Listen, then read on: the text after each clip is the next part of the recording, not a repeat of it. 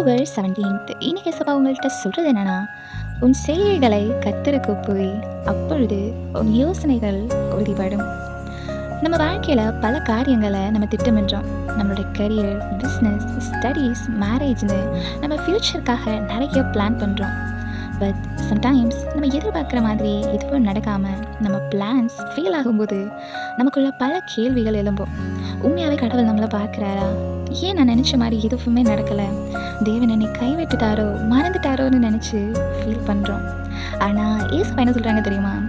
உன் செய்கைகளை கர்த்தருக்கு ஒப்புவி, அப்பொழுது தான் உன் யோசனைகள் உறுதிப்படும். அவர் நம்மக்கிட்ட எதிர்பார்க்குறதெல்லாம் நம்மளுடைய திட்டங்களையும் செய்கைகளையும் அவர் இடத்துல ஒப்பு கொடுத்து அவர் மேல் நம்பிக்கையாக இருந்து அவரை பற்றி பிடித்து கொள்ளணும்னு தான். ஆனால் நம்மளுடைய சுயமாய் சிந்தித்து அதுபடியே எல்லாம் செஞ்சுட்டு கடைசியில் அது நடக்கலைன்னா அதுக்கு கடவுளையே ப்ளேம் பண்ணுறோம். நம்ம என்ன தான் திட்டம் போட்டாலும் கடைசியில் கடவுள் என்ன நினைக்கிறாரோ அதுதான் நடக்கும். சில சமயங்களில் நம்மளுக்கு காட்ஸ் பிளான் என்னென்னு தெரியாமல் புரியாமல் இருக்கலாம். ஆனால் நீங்கள் உங்கள் வாழ்க்கையை தேவனிடத்தில் ஒப்படைக்கிற அந்த நொடியில் உங்களுக்காக அவர் கிரியை செய்ய ஆரம்பிப்பார். ஸோ இன்றைக்கு நீங்கள் சுயமாய் செயல்படுறதை நிறுத்திட்டு தேவனிடத்தில் உங்கள் எதிர்காலங்களையும் திட்டத்தையும் ஒப்பு கொடுங்க. அப்புறம் பாருங்கள், உங்கள் யோசனைகள் எல்லாம் உறுதிப்படும். உங்கள் வாழ்க்கை ஜெயமாய் மாறும். What's planned by man can fail, but what's committed to God will stand forever. Have a blessed day.